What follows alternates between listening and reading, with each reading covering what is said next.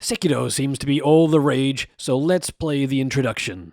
For those that do not already know, this is developed from Software, a Japanese software company that has been around since 1986. They started releasing games in 94, starting with Kingsfield, to randomly list a few more games: Armored Core, Tenchu 3, Chrome Hounds, Ninja Blade, Demon's Souls, Dark Souls, now that's a very well-known one, Bloodborne, and last month, Sekiro. I never played the other games before, but heard they are hard and stuff, and read some review about dying to some enemy under a bridge, so let's jump into it.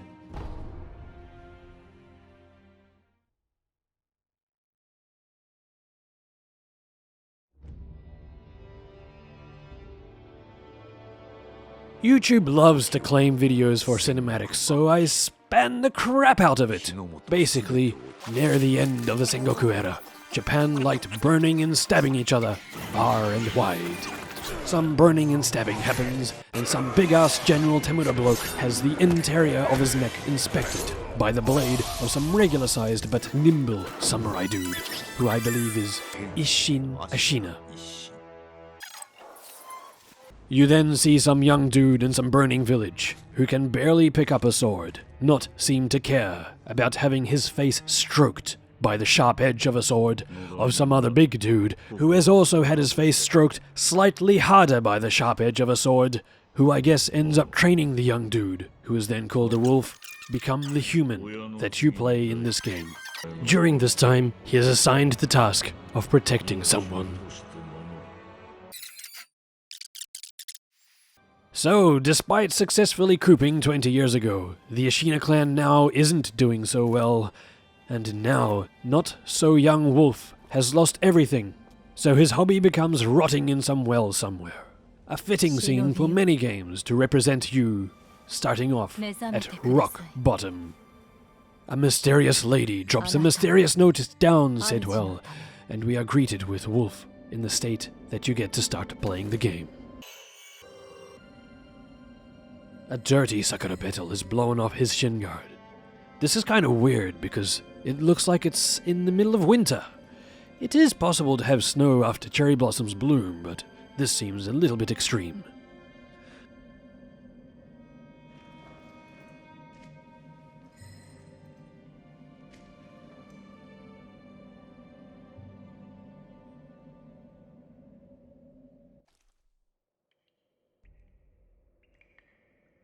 We pick up the letter to read. A letter thrown into a well. Kudos, Wolf. Your destiny awaits you at the Moonview Tower. Escape from the well and find the tower bathed in moonlight. Even without a blade, you can reach it. Stay silent. Stay vigilant. And the first thing we want to do is go the wrong way in case of immediate secrets or something. We are greeted with a dead end with what looks like a pickup out of reach. We cannot see anything to grab, so we head back.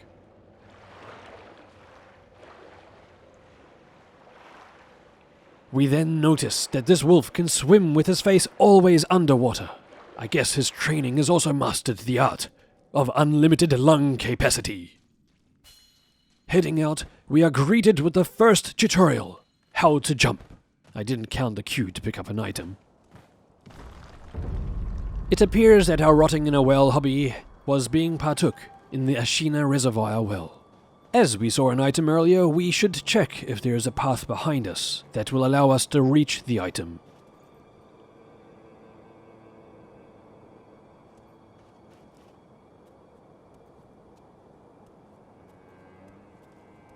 But it only looks like you can find access to a drop in which the mysterious letter was dropped from. We then move forward to discover a bunch of castle-like structures on cliff sides. Although the designs of the castles are very Japanese, and many castles like this can be found in Japan, they are usually not on such insane cliff faces. Another tutorial tells us how to attach your back to a wall and shimmy.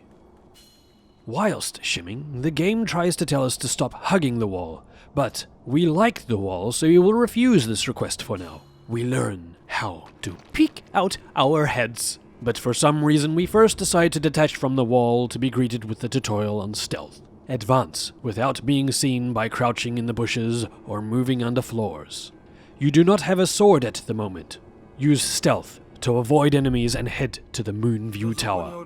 If you're about to be seen, warning markers appear above enemies' heads. That is nice to know. 大事ない。刀もなく気力すらない。奴はもうただのふぬけよ。We are successful at sneaking past the manly voice man and are now under a house. It appears we can now eavesdrop, an action that is generally frowned upon in the real world.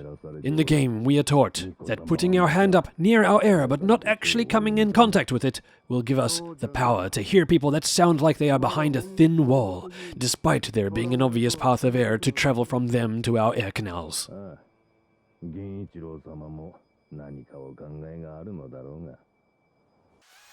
Moving on, we notice that the moon blooms through the trees nicely, a technique that I first witnessed in Gears of War 2, and thoroughly enjoy triggering. Given we have no health or sword, it is important to keep an eye on our surroundings. Let us look for enemies.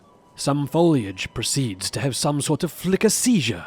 Let us move on and listen to more people behind more imaginary thin walls, whilst provoking the moon bloom effect.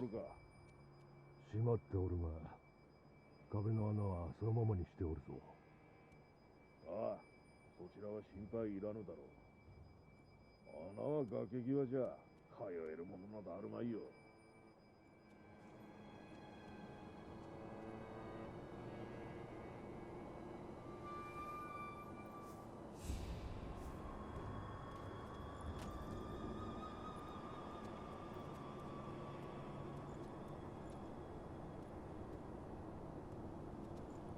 The moon is in the perfect position to trigger bloom effect with our hair.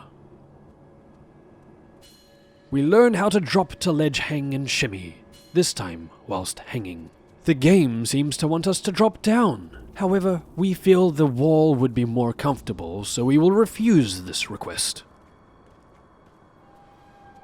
We then move to a point that looks quite good. If there was a photo or Ansel mode, this location might make for a great wallpaper.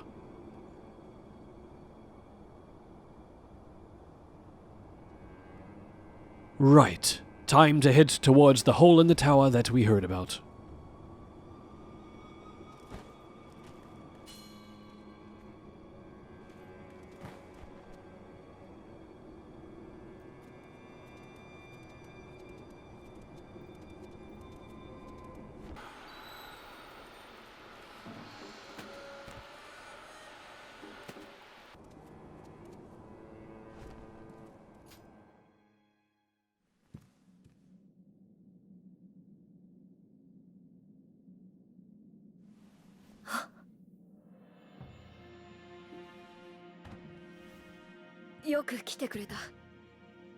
It appears that we have found the one of which we seek. It also appears that this individual is quite tiny. However, he gives us a sword and recites some code reminding us that we have pledged our service to, so we feel important.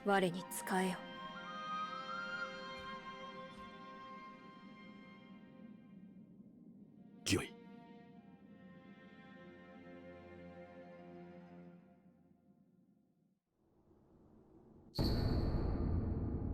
We now have a katana given by Kuro, the divine heir, an heirloom of the Hirata family, a cadet branch descended from Mashina.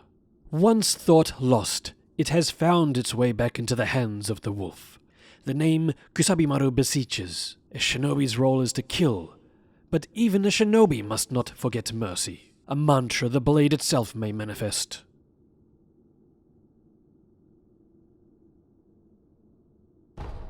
We then talk to the tiny boy one more time, and in doing so are rewarded with a healing gourd. A gourd filled with vitality-restoring medicine. Resting refills the gourd, made by an apprentice of an extraordinary doctor, Dogen. Though it is strange that the gourd's medicinal waters refills automatically, the seeds within may hold the secret to how it works. We are then asked if we are injured after. After what? We don't know. We have appeared to have forgotten. So we are told we will discuss later. First, we should escape Ashina Castle via a conveniently located secret passage beneath the moat bridge. So we must go there and go peed to call him. A tutorial says you can cycle through various quick items and such, each according to the situation. For instance, if you have taken damage, you can recover vitality with the healing gourd. It appears that pressing R with no items equipped is the secret code to scratching your butt. Butt scratcher! Butt scratcher! Before departure, we check upstairs for treasure. But first, we should actually check the menus and equip the healing gourd.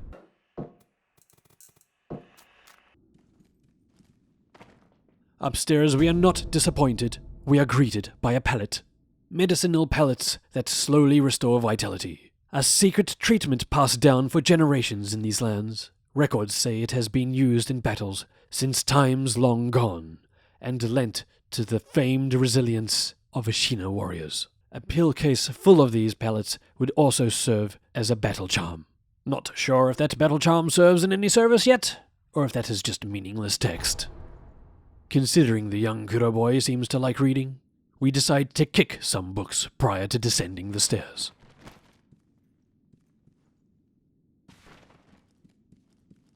Before opening the door, we decide to peek out of the window for immediate risks. It seems risky enough for us to open the door. We are then greeted by another tutorial, posture and death blows. A shinobi aims to break an opponent's posture. Attacking an enemy is one way to achieve this. When an enemy's posture breaks, he is vulnerable to a shinobi's death blow. The middle mouse button locks onto enemies. A red circle appeared, which I guess means insta-shinobi death blow, quite possibly a reward for being stealthy. We suspect this man will see us, so let us retreat.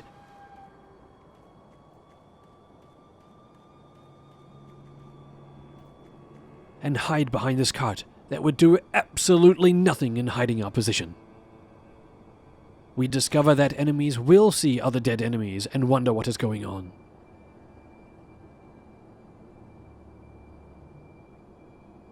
However, he seems to do very little to search, and he quickly gave up too.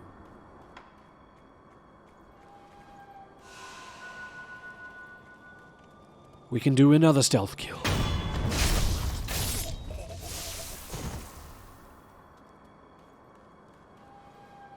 More bloom effect.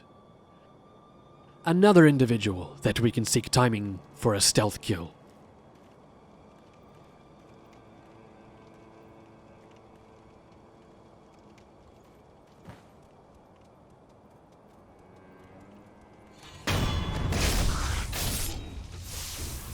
Deflection.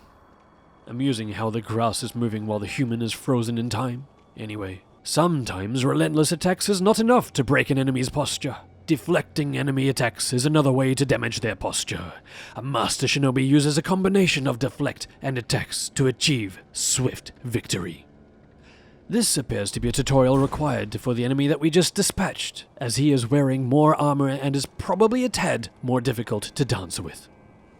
An enemy has been spotted in the distance and appears to be facing left, so we can probably stealth this one too. Around we go. Oh goody, a lock-on tutorial that we have already been using. Personally, I think this should have been together with the first tutorial.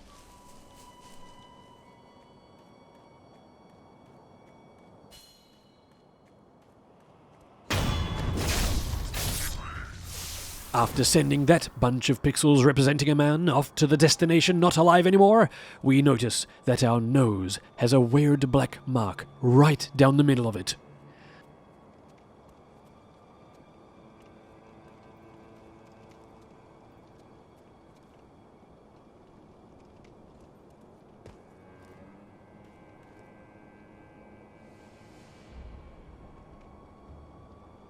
There are 2 guys in front of the gate, which is half open, so the closest one to us is probably most blocked from view of any other enemies. So, we should probably take that one out first.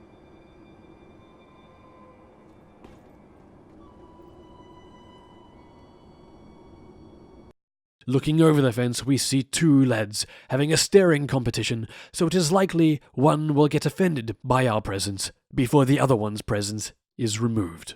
If possible, the armored dude should be snuck up on first, after taking out the weaker 2 guys on the close side of the fence. Tactics has been decided. Let us try to execute. One taken down. The other obviously noticed the commotion. No signs from the staring competition lads yet, but perhaps the clashing of the swords will turn this into a group party, which we have no interest in partaking. So, we should try to break the party up. Perhaps hiding under the house will do the trick.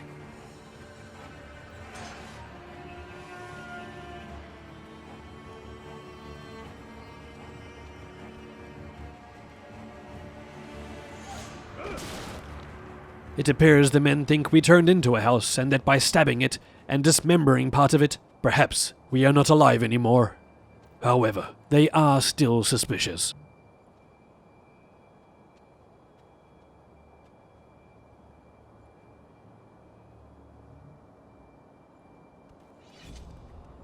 Now it appears they are convinced enough that they have defeated the shinobi who transformed into a house.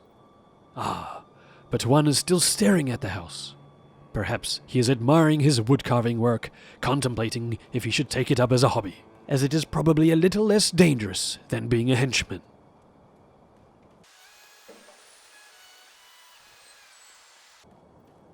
Unfortunately, the risks of being a henchman has been proven. Now let us approach the final set of pixels representing an armored human from the fence tops.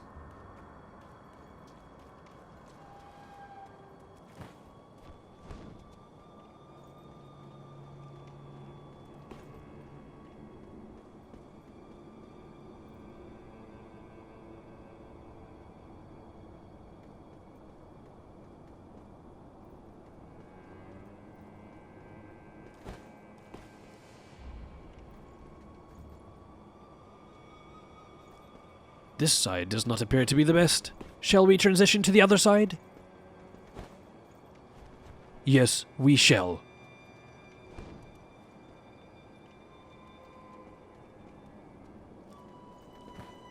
A death from above blow would have been entertaining, but for some reason the wolf decided to leap strongly sideways, making that impossible. Luckily, there was plenty of ground, unlike Lara Croft, who likes to randomly jump into never-ending pits, because game engines are flawless. Armor Man is now finding it quite difficult to move.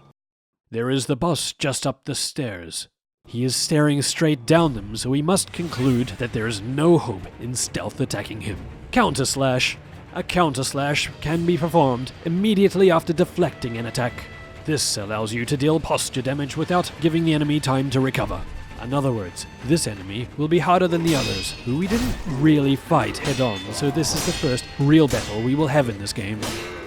Paying attention and blocking when Shigenori Yamauchi starts to swing is proving vital to making this fight run smoothly.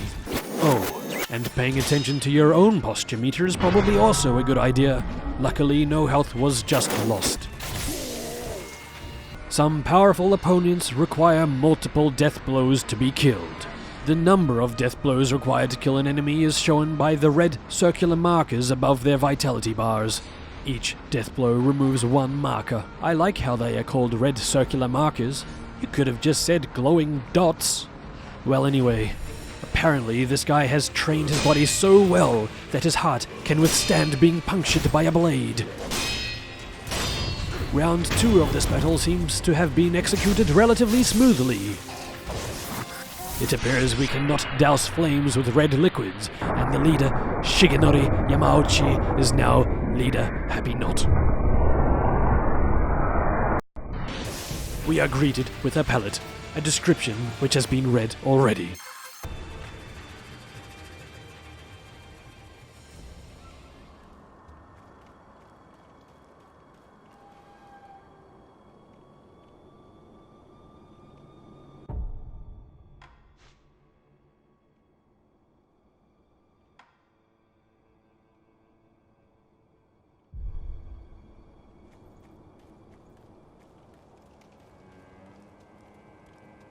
We may now attempt to open a large door.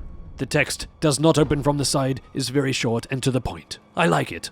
Moving on, we encounter a substantial portion of mud. My immediate thoughts are, how accurate are the footprints left in it? Although not 100% accurate, I am still impressed. Even more so at how the light from the flame is reflecting off them. Bump mapping is a lovely technique to make flat surfaces appear not flat. This is a technique that was introduced and demonstrated in real time with the release of the GeForce 3 back in 2001. Fistful of ash. Ash gripped into a hardened clump. Throw it at an enemy to temporarily distract them. In Nashina, the snow falls thick, and thus the earth runs thick with ash.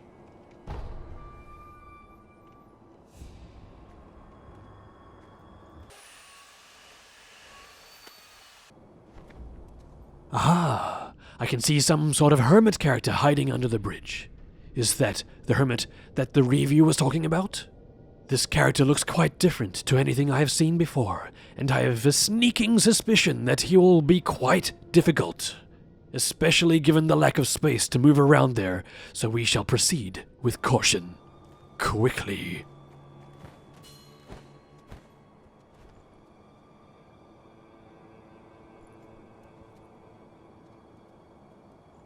Oh, some more eavesdropping.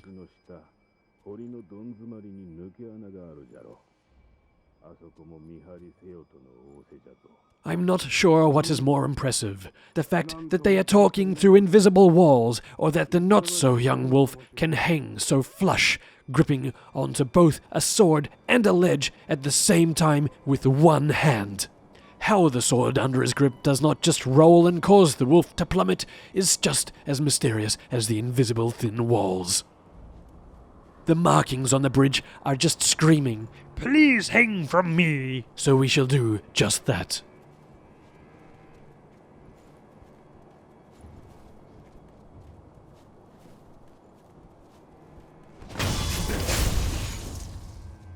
And the extremely difficult battle with the hermit under the bridge is complete. The moon reflecting off the sword into the camera effect was very neat, especially given that the moon is in fact behind, so that reflection seemed accurate. And now the descent.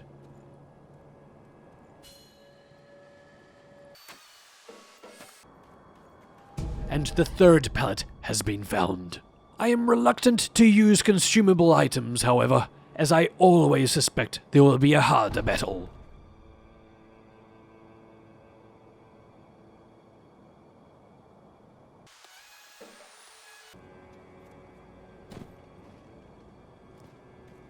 That is a creepy praying statue thing.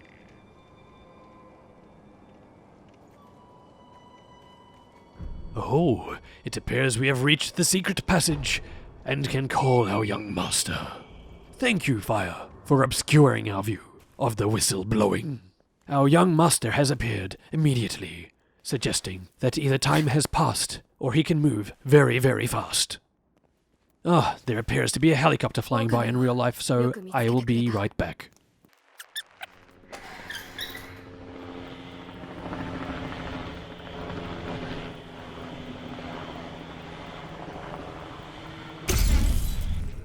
Well, that was fun, and now we proceed by going the wrong way. The little one follows closely behind.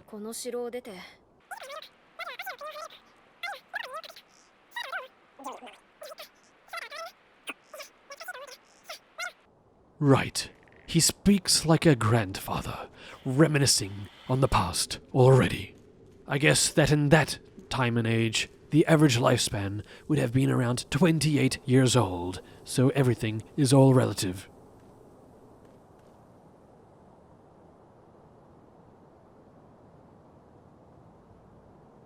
This area looks lovely. However, in the distance, we see who appears to be way too overpowered to actually fight yet.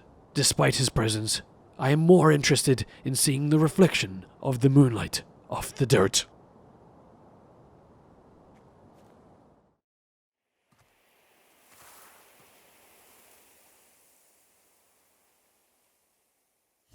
久しいな、巫女よ。叔父上の墓前以来か。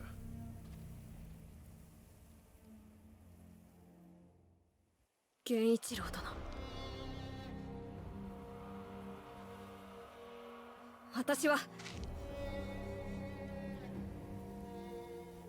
And now we prepare for a battle that will likely not go well. すまぬ。お任せを。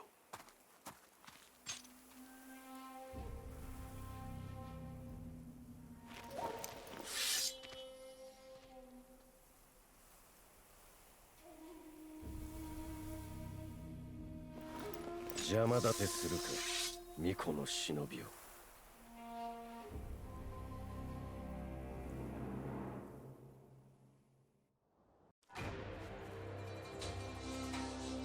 足の源一郎、参る。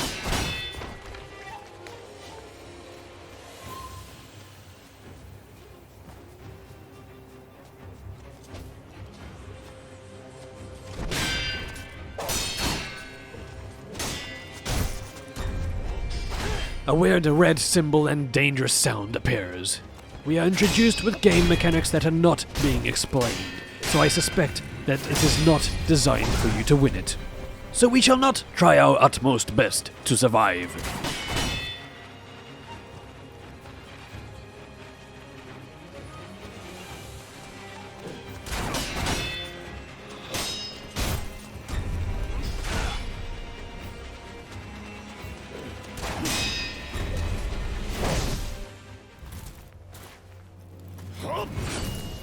Oh, and losing our arm.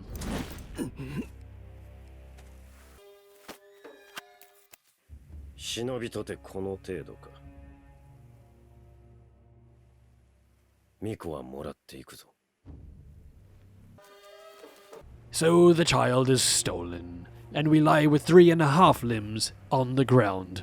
Rain is introduced to make everything seem even more sad.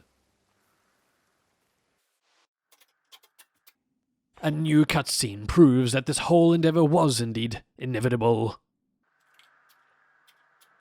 And the not-so-young wolf rises, with his hair somehow going straight through the wooden floor. We are introduced with a mechanical prosthetic arm. Interesting.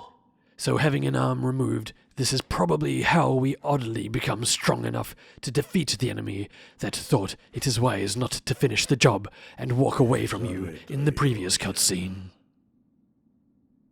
どうやらまだ日の定めではないと見える。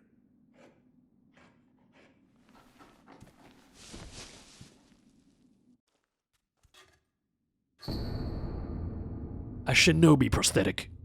The artificial arm of a shinobi, passed down by the sculptor. A replica of a human arm, fitted with a variety of mechanisms, apparently designed with modification in mind. While it bears a number of cuts and is stained thick with blood and oil, it has been impeccably maintained. That will be all for playing this game for now. It sure seems interesting, although has a very weird, eerie feeling to it that might lower my otherwise positive outlook on everything if played for prolonged periods of time. I certainly am interested in carrying on further into this game. Stay safe, stay logical, stay inquisitive, and see you in the next video.